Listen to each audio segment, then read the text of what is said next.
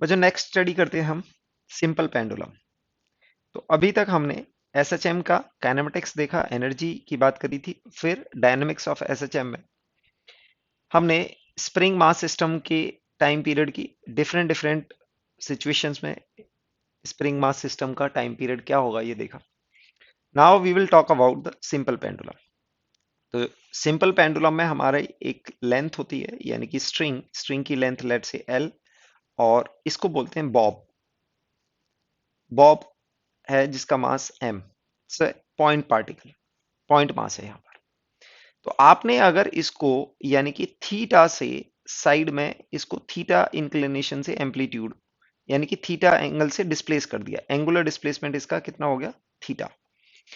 तो हम कहते हैं कि इसका लीनियर जो डिस्प्लेसमेंट है वो क्या होगा, ये इसकी मीन पोजीशन होगी, इससे इसका डिस्प्लेसमेंट कितना हो गया, एक्स हो गया।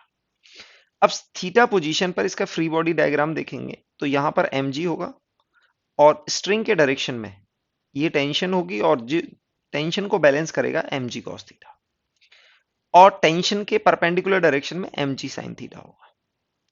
तो यहां पर आप देखेंगे mg sin थीटा, क्योंकि टेंशन और mg cos थीटा एक दूसरे को बैलेंस करेंगे, तो इसका एक्सेलरेशन टेंजेंशियल डायरेक्शन में होगा। तो हम बोल सकते हैं यहां पर जो रीस्टोरिंग फोर्स होगी वो होगी आपकी mg sin theta, that will B mg sin theta. Restoring force will be mg sin theta. Okay.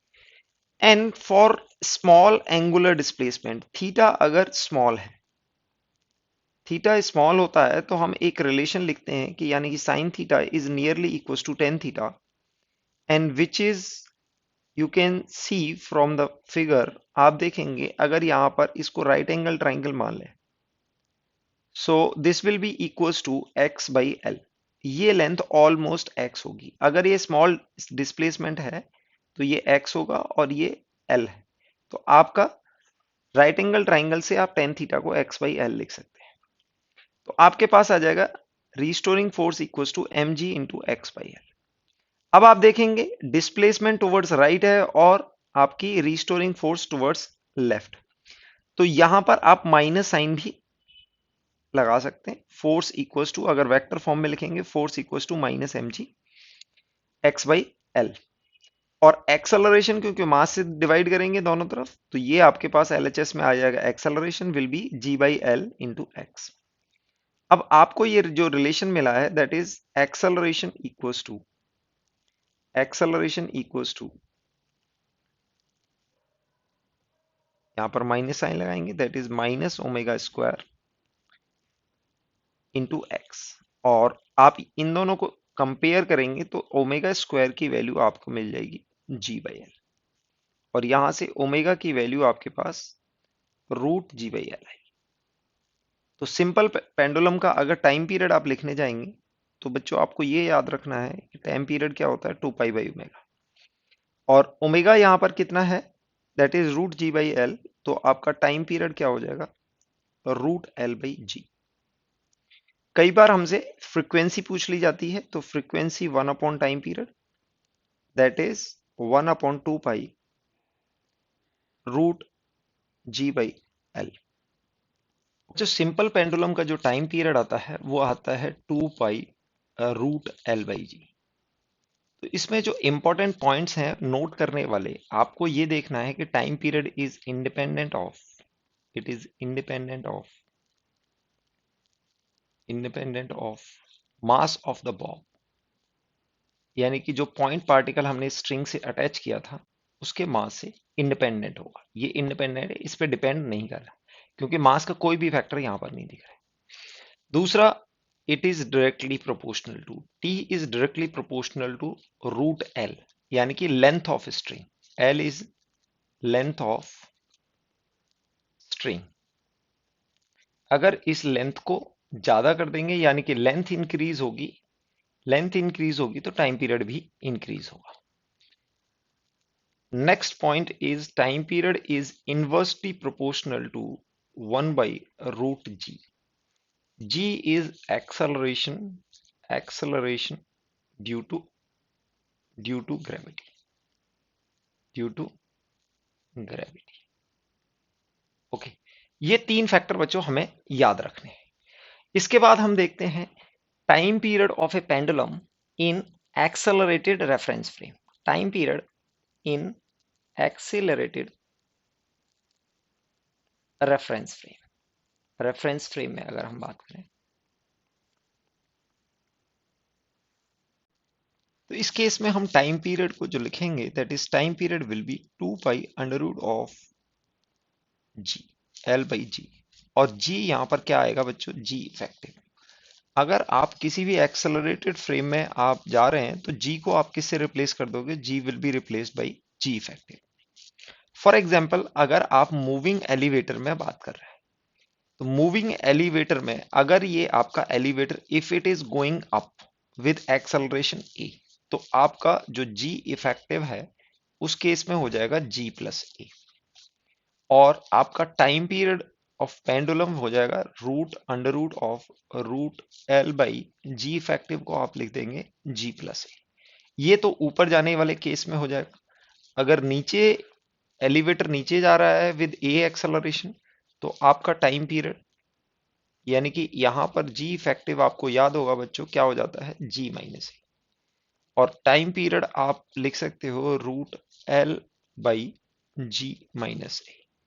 Okay, और नीचे की तरफ यानी कि फ्री फॉल हो जाए, फ्री फॉल हो जाए तो यानी कि फ्री फॉल में अगर आप कंसीडर करेंगे फ्री फॉल में आपका जी इफेक्टिव बच्चों क्या हो जाएगा, g effective will tends to zero और time period tends to infinity है। ये आपको ध्यान रखना है। Next is horizontal moving car, यानी कि हॉरिजेंटल एक्सेलरेटेड कार में अगर आपके पास कोई पेंडुलम है, इसकी लेंथ ऑफ स्ट्रिंग एल हमने कंसीडर की है। Let's say it is accelerating with acceleration A towards right, तो आप यहां पर विद रिस्पेक्ट टू कार अगर आप देखेंगे विद रिस्पेक्ट टू कार अगर आप देखेंगे तो आपको क्या मिलेगा कि यहां पर एक हॉरिजेंटल एक्सेलरेशन मिलेगा और इसकी वजह से एक स्यूडो फोर्स लगेगी दैट इज एम इंटू ए, और इस जगह एक फोर्स लगेगी एम इंटू जी। तो आप ये देखेंगे कि किसी भी एंगल थीटा, थीटा नॉट बोल देते हैं, इस पर आके इसकी इक्विलिब्रियम पोजीशन आ जाएगी। किस तरह आ जाएगी, लेट से आप यहां पर अगर आपका फ्री बॉडी डायग्राम देखेंगे कि ये आपका एम ए स्यूडो फोर्स है, ये आपका एम जी है और यहां पर ये टेंशन है और ये वर्टिकल से यानी कि थीटा एंगल बना रहा है, थीटा नॉट। तो आप यहां पर देखेंगे कि T cos theta naught will be equals to M G and T sine theta naught will be equals to M A. तो यहां पर दोनों यानी कि टी का एक कंपोनेंट एम ए को बैलेंस करेगा, टी का एक कंपोनेंट एम जी को बैलेंस करेगा और तीनों फोर्स यहां पर तीनों फोर्सेस के ये इक्विलिब्रियम में आ जाएगा। और यहां पर थीटा नॉट की वैल्यू आप देखेंगे अगर दोनों को डिवाइड कर दें tan theta naught will come out to be G by. Okay, यानी कि थीटा नॉट की वैल्यू क्या आ जाएगी, टेन इनवर्स जी बाई। तो इस पोजीशन पर ये इक्विलिब्रियम में होता है, इस पोजीशन पर ये इक्विलिब्रियम में होगा। अब ये एसएचएम एग्जीक्यूट करेगा तो बच्चों इसकी ये मीन पोजीशन हो जाएगी, क्या हो जाएगी, मीन पोजीशन यानी कि इक्विलिब्रियम पोजीशन हो गई। अब ये एसएचएम एग्जीक्यूट करेगा तो इस पोजीशन के अबाउट करेगा, अब ये वर्टिकल पोजीशन के अबाउट एसएचएम नहीं एग्जीक्यूट करेगा। तो हम क्या इस केस में कंसीडर करते हैं कि हमारा लेट से जी इफेक्टिव इस केस में यानी कि यहां पर जो टोटल फोर्स है हमारा टोटल फोर्स आप निकालोगे दैट इज अगर दोनों को स्क्वायर करके ऐड करें तो हमारा tension will be equals to, हम इसको बोल देते हैं M into G effective. Tension को अगर आप देखोगे that will be M, tension को निकालोगे दोनों को स्क्वायर करके ऐड करके रूट कर दोगे तो आपके पास आ जाएगा जी स्क्वायर प्लस ए स्क्वायर टेंशन की वैल्यू। और इसको हम इक्वेट कर सकते हैं किससे, एम इंटू जी इफेक्टिव से। तो इस केस में हमारा जो जी इफेक्टिव आता है root l g square plus ए स्क्वायर आ जाता है। और ये बच्चों टेंशन है, ये क्या है, टेंशन। तो अब टाइम पीरियड की बात करें, इस केस में हमारा टाइम पीरियड क्या होगा, टाइम पीरियड अगेन हम लिखेंगे 2 pi under root L by ji effective. और जी इफेक्टिव बच्चों जैसा कि याद है इस केस में क्या हो जाएगा, रूट एल, और जी इफेक्टिव की वैल्यू रूट जी प्लस जी स्क्वायर प्लस ए स्क्वायर का होल रूट होता है। अदरवाइज आप इसको ऐसे भी रिप्रेजेंट कर सकते हो, दैट इज एल की power 1/2 and G square plus A square की पावर 1/4। इस तरह से भी आप इसको रिप्रेजेंट करते हैं। ये क्या हो जाएगा, आपका टाइम पीरियड हो जाएगा। Next is physical pendulum. इसको कंपाउंड पेंडुलम के नाम से भी जानते हैं। फिजिकल पेंडुलम का पहले कॉन्फ़िगरेशन देख लो। यहां पर कोई भी आपके पास रिजिड बॉडी है। क्या है बच्चों, ये है आपकी rigid body. Rigid body, rigid body, it can free about this axis. O is the axis, horizontal axis है, और ये हॉरिजेंटल एक्सिस के अबाउट ये हैंग किया हुआ है। ये रिजिड बॉडी हो गई आपकी। और सी क्या है, यहां पर c is the centre of mass, यानी कि ओ आपकी एक्सिस ऑफ रोटेशन हो गई और सी आपका सेंटर ऑफ मास हो गया। और सी और ओ के बीच में जो डिस्टेंस होगा उसको हम डी या एल हम कॉल करेंगे। इसको लेट से इसको एल कॉल कर देते हैं, L, which is the distance between axis and the centre of mass. Okay, तो आप इसको अगर मेन पोजीशन से आप थीटा एंगल ट्विस्ट करते हैं, यानी कि इसको डिस्प्लेस करते हैं थीटा, एंगुलर डिस्प्लेस करते हैं थीटा, तो आप देखेंगे कि ओसी के डायरेक्शन में, ओसी के डायरेक्शन में एम जी कॉस थीटा आएगा, और ये आएगा एम जी साइन थीटा। यानी कि ओसी के डायरेक्शन में तो ये बैलेंस हो जाएगा, और एम जी साइन थीटा इसको एक टेंजेंशियली एक्सेलरेशन प्रोवाइड करेगा। तो ये क्या होगा, this will behave as a point mass, यानी कि ये पूरी बॉडी ऐसे बिहेव करेगी जैसे इसका पूरा मास सी पर लोकेटेड है। तो एक एम जी कॉस थीटा, यानी कि एम जी कुछ ऐसे होगा, और एम जी कॉस थीटा इस तरह एक्ट होगा, और M G sine theta tangentially act होगा। तो यानी कि आपकी जो रीस्टोरिंग फोर्स आएगी वो एम जी साइन थीटा आएगी।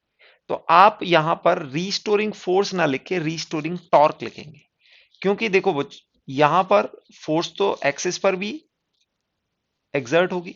तो अब यहां क्या होगा, यहां पर एक रीस्टोरिंग टॉर्क लगेगा जो इसको इसकी मीन पोजीशन पर लाएगा। तो यहां पर ये टॉर्क जो एक्ट होगा, तो यानी कि आपने एंगुलर डिस्प्लेस किया है राइट में, और टॉर्क एक्ट होगा लेफ्ट में, और इसको मीन पोजीशन पर ले आएगा। तो हम इस केस में बच्चों क्या लिखते हैं, हम लिखते हैं टॉर्क, यानी कि restoring torque, which is equals to M G sine theta, यानी कि ये आपकी फोर्स हो गई, और ये perpendicular distance, which is equals to L. इसको आप एल से रिप्रेजेंट करते हैं।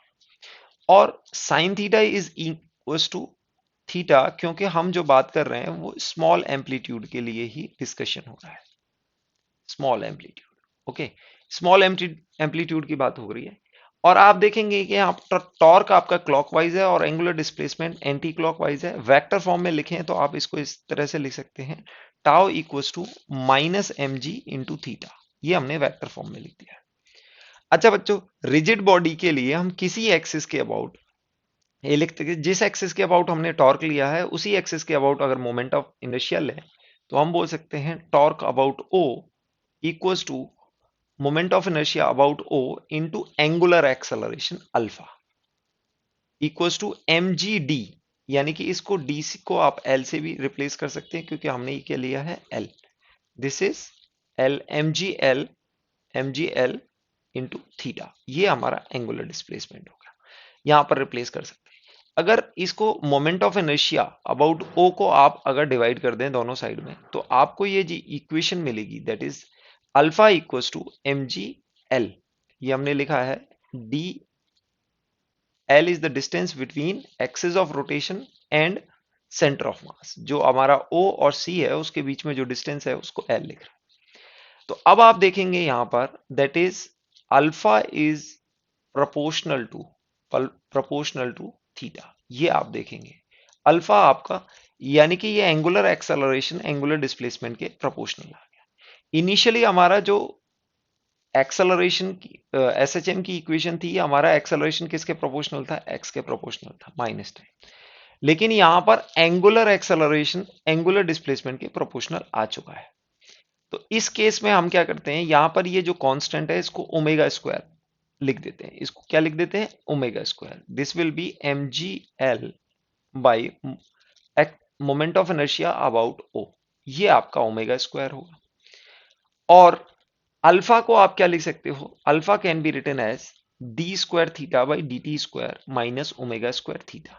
तो बच्चों अगर आपको याद होगा, this was also equation of SHM. Initially हमने लीनियर इक्वेशन एसएचएम की क्या लिखी थी, D square x by D T square equals to minus omega square into x. तो यहां पर अगर एक्स को थीटा से रिप्लेस कर दें तो ये आपको इक्वेशन दे दें, तो ये आपको एंगुलर एसएचएम की इक्वेशन आ जाएगी। ये होता है आपका एंगुलर एसएचएम के नाम से भी जानते हैं इसको, एंगुलर एसएचएम, क्योंकि इसमें जो डिस्प्लेसमेंट है वो एंगुलर डिस्प्लेसमेंट है। थीटा नॉट क्या हो जाएगा, maximum angular displacement that can be written as angular amplitude. ये हो जाएगा ओमेगा। ओमेगा इस केस में आपको याद रखना है, ये होगा mgl by moment of inertia about the axis of rotation. Okay, about आपने मोमेंट ऑफ इनर्शिया। तो इस केस में अगर ये आपका रिलेशन आ गया है तो वी कैन डायरेक्टली से इसकी ये इक्वेशन होगी और टाइम पीरियड होगा 2 पाई बाई ओमेगा, और इसको आप लिख सकते हो 2 pi under root G I by M ji L. ये आप इसका, क्योंकि हमारा ओमेगा क्या था, M G L by I naught, और टाइम पीरियड हो जाएगा 2 pi root I moment of inertia about O upon M ji L. ये आपका टाइम पीरियड हो जाएगा। देन बच्चों अगर इसके मोमेंट ऑफ इनर्शिया को, क्योंकि हमने moment of inertia about o, ये हमारा टाइम पीरियड में आया, अगर आप मोमेंट ऑफ इनर्शिया को आप कैसे लिख सकते हैं, दैट इज अगर पैरेलल एक्सिस थ्योरम यूज करें, moment of inertia about centre of mass plus M D square M L square, क्योंकि ये डिस्टेंस कितना है आपका, एल है, ये लिख सकते हैं। और सेंटर ऑफ मास के अबाउट इसका मोमेंट ऑफ इनर्शिया कुछ ऐसे लिख सकते हैं, एम के square plus M L square, यानी कि k is the radius of gyration about the centre of mass. तो यह आपके पास moment of inertia about o आ जाएगा। और अगर टाइम पीरियड में moment of inertia about o को कुछ इस फॉर्म में अगर आप डालते हैं, यानी कि एम के square by plus M L square divide by M ji L, ये था एम जी एल, ये आपका फॉर्म आ जाएगा। तो अगर आप यहां पर देखेंगे तो एम एम एम कैंसिल हो जाएगा, तो टाइम पीरियड आ जाएगा 2 पाई रूट एम के square, M M M cancel हो जाएगा, आपका टाइम पीरियड आ जाएगा 2 pi root of K square plus L square upon G L. तो आप देखेंगे कि एल को अगर जीरो डाल दें तो डिनोमिनेटर जीरो हो जाएगा, टी टेंड्स टू इन्फिनिटी, और एल को अगर इन्फिनिटी डाल दें तो ये नंबर बहुत बड़ा हो जाएगा, तो L tends to L sorry T tends to again infinity. तो इसमें क्या होगा बच्चों, अगर आप ग्राफ बनाओगे टाइम पीरियड और एल का, तो ये कुछ इस तरह से आएगा, एक पॉइंट पर मिनिमाइज होगा और फिर ये इंफिनिटी की तरफ रीच करेगा।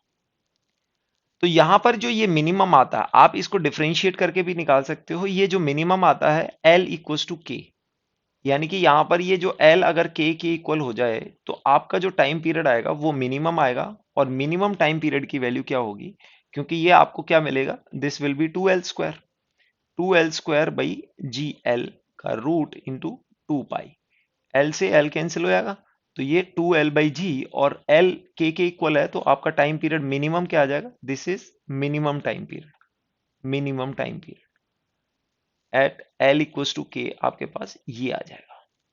This will be for the physical pendulum, यानी कि रिजिड बॉडी, अगर एक रिजिड बॉडी को किसी एक्सिस के अबाउट आप हिंज कर दें, हॉरिजेंटल एक्सिस के अबाउट, और इसको इसकी इक्विलिब्रियम पोजीशन से डिस्प्लेस करें, तो ये क्या होगा, ये ऑसिलेट करेगा उस इक्विलिब्रियम पोजीशन के अबाउट, तो इसका जो टाइम पीरियड आएगा वो मिनिमम आएगा एल बाई के पर। Now we will do some previous year question as example. तो यहां पर क्वेश्चन क्या दिया हुआ है, इसको ध्यान से पढ़ लो बच्चों। Mass m is suspended from two coupled spring connected in series. The force constant of spring is k are k1 and k2. The time period of suspended mass will be. तो यानी कि दो स्प्रिंग को उन्होंने series में लगाया गया है। आपको ये स्प्रिंग एक k1 और दूसरी स्प्रिंग जिसका स्प्रिंग कांस्टेंट k2 है, और ये आपका ब्लॉक है जिसका मास m है। तो यहां पर बोला गया है द फोर्स कांस्टेंट, तो time period for the suspended mass, तो बच्चों आपको अगर याद होगा तो के इक्विवेलेंट, इस केस में के इक्विवेलेंट होता है K1 K2 over K1 plus K2। तो हम टाइम पीरियड को स्प्रिंग मास सिस्टम में रूट एम अपॉन के इक्विवेलेंट लिख सकते हैं, क्योंकि इसको दोनों स्प्रिंग को हम एक सिंगल स्प्रिंग से रिप्लेस कर सकते हैं। तो टाइम पीरियड आपके पास आ जाएगा 2 पाई रूट ऑफ एम, और 1 अपॉन के इक्विवेलेंट को आप लिखोगे K1 K2 over K1 plus K2। इस तरह से आप आंसर देखोगे तो आपके पास आंसर आएगा that is D. D will be your answer.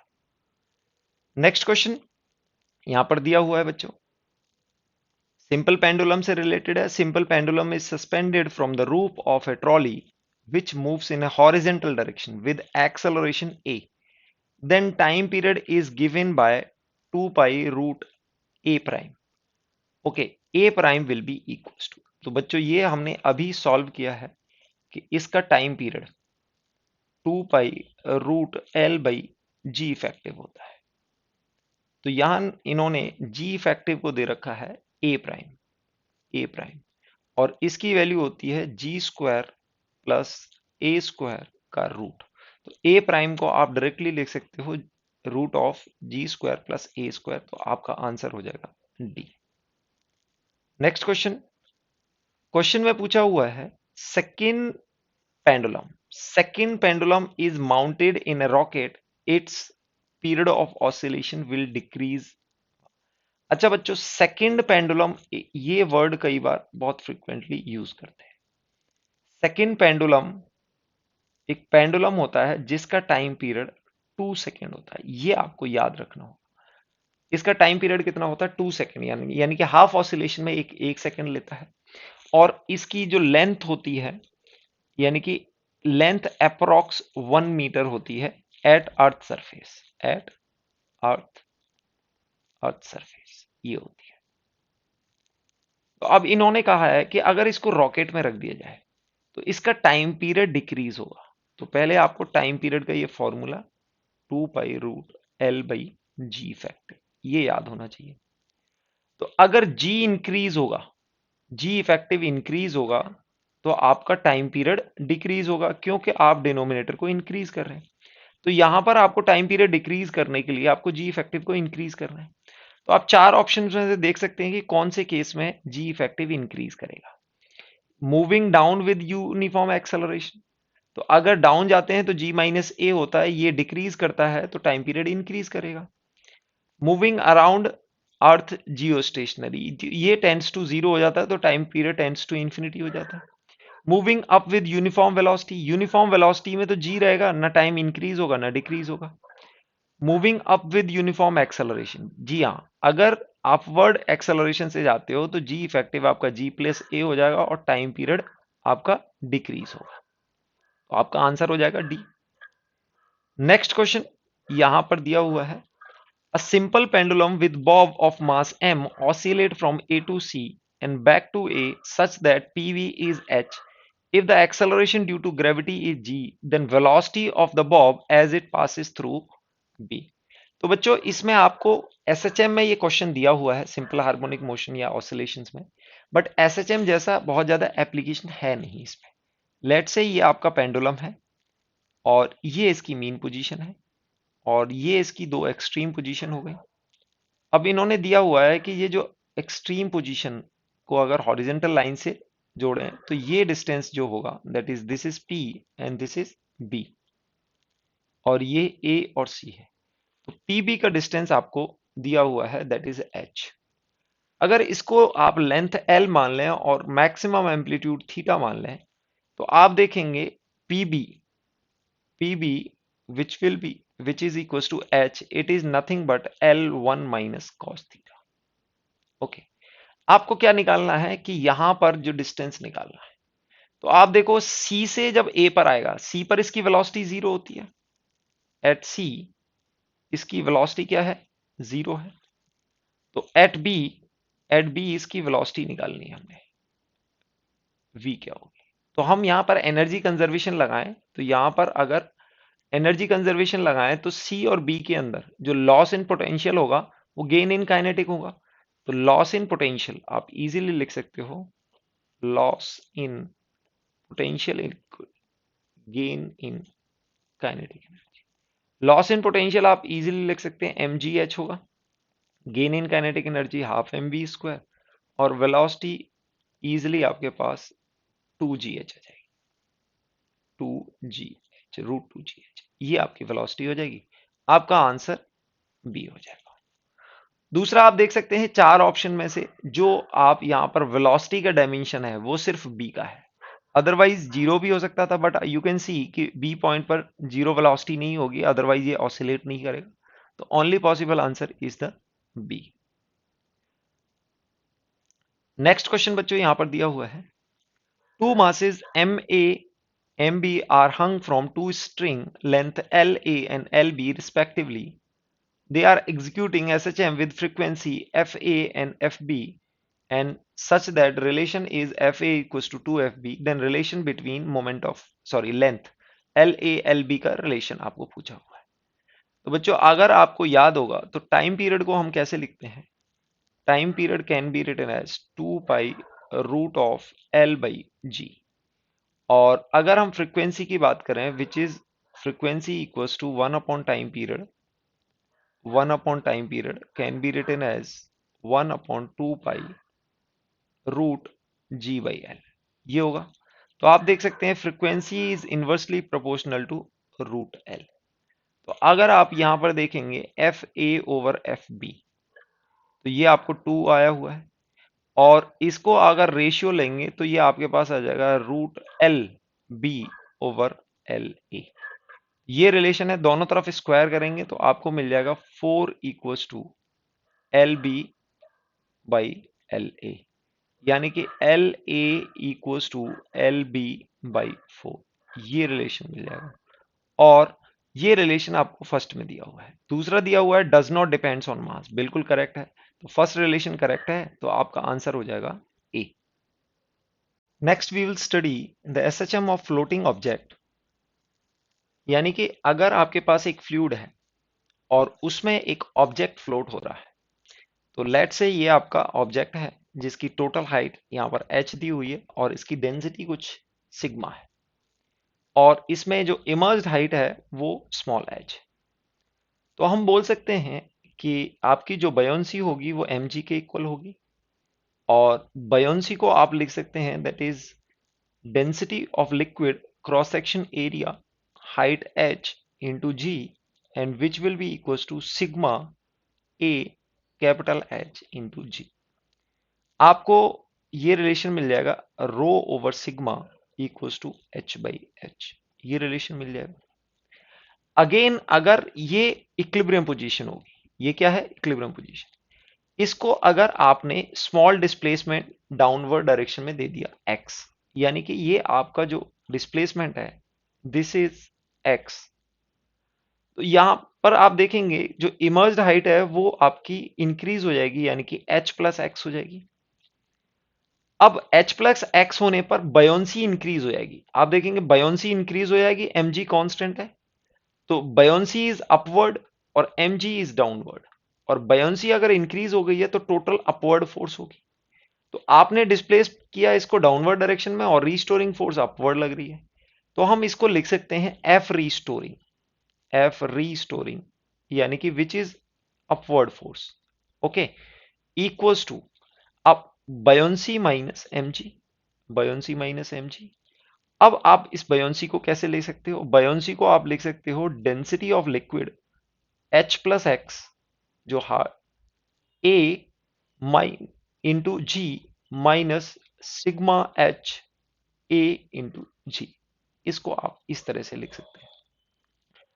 और ऊपर आपने जो रिलेशन निकाला है उससे आप देख सकते हो rho h a g minus rho x a into g minus sigma h a into g. अब ये और ये इक्वल हैं क्योंकि हमने यहां पर बायोंसी इक्वल्स टू mg किया था, तो ये दोनों एक दूसरे को कैंसिल करेंगे। ओके सॉरी ये प्लस था, तो आपकी जो रीस्टोरिंग फोर्स आएगी वो आ जाएगी रो ए जी इंटू एक्स, यानी कि आपकी force is proportional to x आ गई है।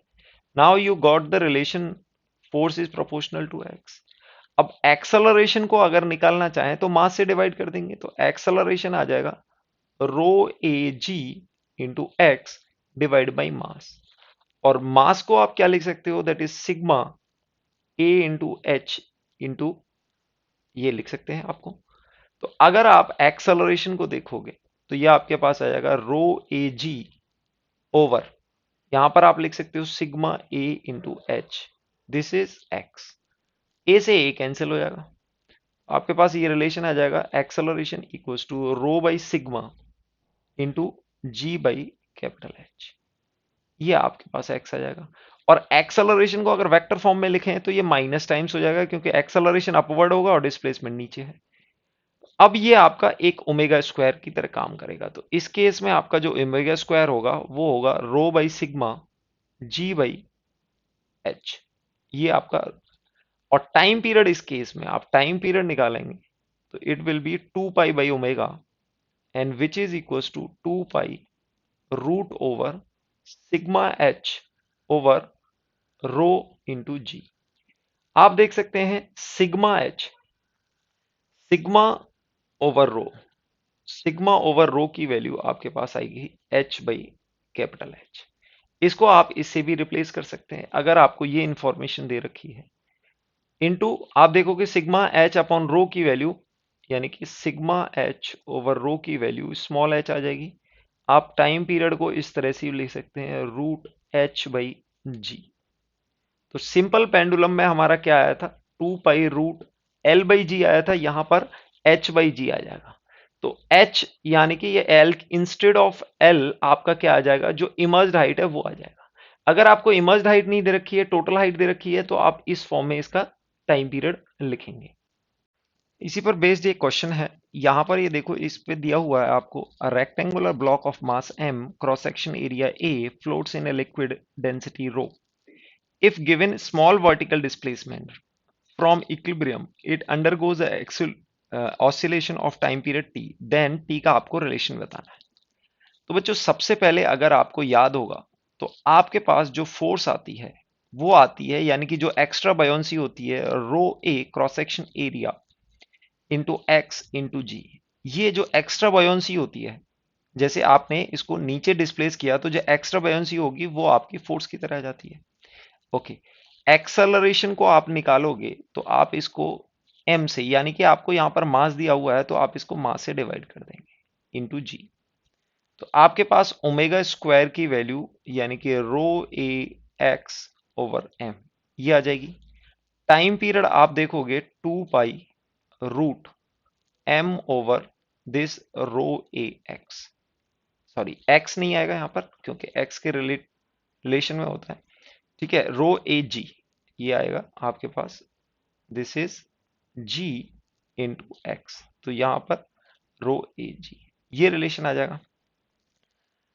तो आप देखेंगे कि टाइम पीरियड किसके प्रोपोर्शनल है, time period is proportional to root M, time period is inversely proportional to 1 upon root a, and time period is 1 proportional to 1 upon root of rho। ये आप, यानी कि रो का, ए का और एम का जो रिलेशन देखें ये आएगा। तो इसमें जो करेक्ट रिलेशन आ रहा है, the time period is inversely proportional to 1 upon root a. तो आपका इस केस में आंसर हो जाएगा सी। नेक्स्ट क्वेश्चन दिया हुआ है, a wooden cube of density D, side length L, floats in a liquid of density rho if with its upper and lower surfaces horizontal. If the cube is pushed down and released, perform SHM, motion of time period is t। तो आपको time period बताना है। तो बच्चों इस case में भी आप देखेंगे कि अगर साइड लेंथ ए है तो साइड लेंथ एल है, तो उसका एरिया क्या हो जाएगा, एल स्क्वायर हो जाएगा। क्यूब यहां पर दिया हुआ है, तो आप फोर्स इक्वल्स टू जो एक्स्ट्रा बायोंसी थी उसको लिख सकते हैं रो ए जी इंटू एक्स।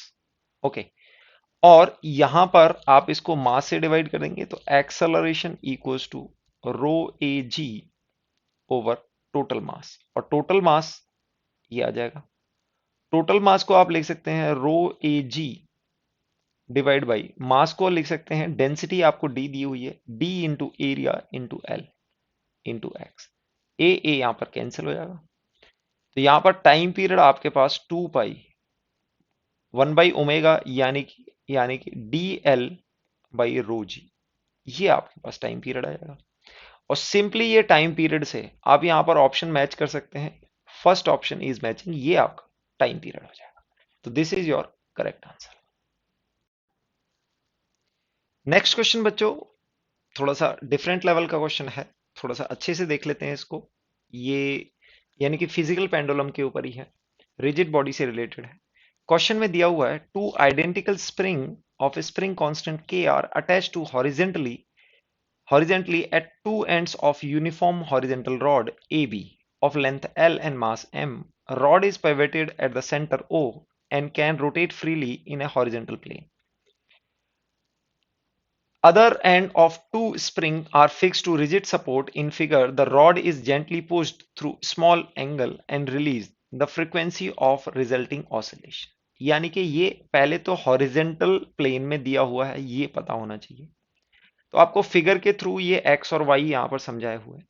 आप देखो ये हॉरिजेंटल प्लेन में एक रॉड दे रखी है, it can rotate about this axis. यहां पर एक स्प्रिंग अटैच है जिसका स्प्रिंग कांस्टेंट के है और ये स्प्रिंग कांस्टेंट के है। तो बच्चों इस क्वेश्चन में ये गिवन नहीं है, बट ये इसका क्या होगा, ये नेचुरल लेंथ होगा। It will B it's natural length, ये इसकी नेचुरल लेंथ होगी। अब ये नेचुरल लेंथ है, इसको अगर आप स्मॉल डिस्प्लेसमेंट, ऐसे एंगुलर डिस्प्लेसमेंट देते हैं थीटा, स्मॉल डिस्प्लेसमेंट देते हैं, तो इसमें एक एलोंगेशन आएगा और इसमें भी एक एलोंगेशन आएगा। तो इस फिगर के थ्रू थोड़ा सा इसको देख लेते हैं। यानी कि ये आपका एक्सिस ऑफ रोटेशन हो गया। अगर इसको आपने स्मॉल डिस्प्लेसमेंट दिया हुआ है थीटा, तो ये भी एंगल थीटा होगा। और ये लेंथ टोटल एल है, तो ये लेंथ आपकी कितनी हो जाएगी, L/2। This will be your length L/2। तो आप यहां पर देखेंगे this is a small displacement, तो यहां पर जो डिस्प्लेसमेंट होगा x can be written as theta into L/2। तो एलोंगेशन इन द स्प्रिंग कितना होगा, x which will be L into थीटा/2। तो यहां पर जो रीस्टोरिंग फोर्स होगा वो कितना लगेगा, यानी कि यहां पर kx ये फोर्स लगेगा। और लोअर साइड में यानी कि इस साइड में भी अदर एंड पर जो एलोंगेशन होगा, सेम एलोंगेशन होगा x which is theta into L/2। और यहां पर भी रीस्टोरिंग फोर्स होगा। अब बच्चों दोनों एंड पर फोर्स लगने की वजह से एक यहां पर टॉर्क लगेगा। टॉर्क लगने की वजह से ये अपनी इक्विलिब्रियम पोजीशन मेंटेन करेगा। तो इक्विलिब्रियम पोजीशन पर रीस्टोर होगा। और इसके अब टॉर्क को हम कैसे लिख सकते हैं, torque can be written as force into space perpendicular distance. यहां पर ये देखोगे आप दो फोर्स कपल जैसे हैं, तो दोनों टॉर्क आप देखेंगे this is also clockwise and this is also clockwise, clockwise torque है। तो टॉर्क आपका क्लॉकवाइज लगा है, हम इसको लिख सकते हैं के x, this is the spring force into perpendicular distance, this is L/2। और दूसरी स्प्रिंग से भी इतना ही लगेगा, यानी कि के एक्स इंटू L/2, ये आपको लग जाएगा। तो टोटल टॉर्क को लिखने के लिए आप इसको लिख सकते हैं, यानी कि के एक्स इंटू एल, ये क्लॉकवाइज डायरेक्शन में होगा। अब आप यहां पर देखेंगे कि x को भी हमने थीटा के फॉर्म में लिखा है, that is theta into L/2 into L, ये आपका टॉर्क हो जाएगा। अब आप यहां पर देखेंगे कि जो थीटा है वो एंटी क्लॉकवाइज है और टॉर्क आपका क्लॉकवाइज है। तो थीटा और टॉर्क का रिलेशन माइनस टाइम्स आएगा, यानी कि clockwise torque equals to minus times के L²/2 इंटू थीटा को आप वेक्टर फॉर्म में लिखें, तो ये टॉर्क आ गया है। और टॉर्क को अगर हम आई अल्फा लिख देते हैं, I alpha, okay, I about O into alpha, तो ये आपके पास ये रिलेशन आ जाएगा के L²/2 इंटू। अब यहाँ मोमेंट ऑफ इनर्शिया को अगर ओ के अबाउट आप देखेंगे तो ये सेंटर है, और इसके अबाउट आ जाएगा mL²/12, ये मोमेंट ऑफ इनर्शिया आ जाएगा। तो आप इसको लिख सकते हैं mL²/12 इक्वल्स टू माइनस के L²/2। अब यहां से कैंसिल हो जाएगा, ये बनेगा m/6 और ये अल्फा है। अल्फा की वैल्यू आपके पास आ जाएगी -6k/m इंटू थीटा, ये रिलेशन आ जाएगा। और आप देखेंगे जो थीटा को कोफिशिएंट बनेगा वो ओमेगा स्क्वायर बनेगा। ओमेगा स्क्वायर की वैल्यू आ जाएगी आपके पास 6k/m। क्वेश्चन में स्मॉल m दिया हुआ है तो स्मॉल m लिख देंगे। और ये आने के बाद अब इसकी आप टाइम पीरियड लिख सकते हो। टाइम पीरियड क्या होगा, 2π/ओमेगा, और 2π 1/ओमेगा की वैल्यू होगी m/6k। बट ये आपके पास टाइम पीरियड आ गया है। बट आपके क्वेश्चन में क्या पूछा हुआ है, क्वेश्चन में आपसे फ्रीक्वेंसी पूछी हुई है, यानी कि 1 time period which is 1/2π √6k/m। इस तरह से आप इसका फ्रीक्वेंसी निकाल लेंगे। और आप यहां ऑप्शंस में देखेंगे तो 6k/m आपका सी ऑप्शन है, तो आपका ये आंसर हो जाएगा, c will be your right answer.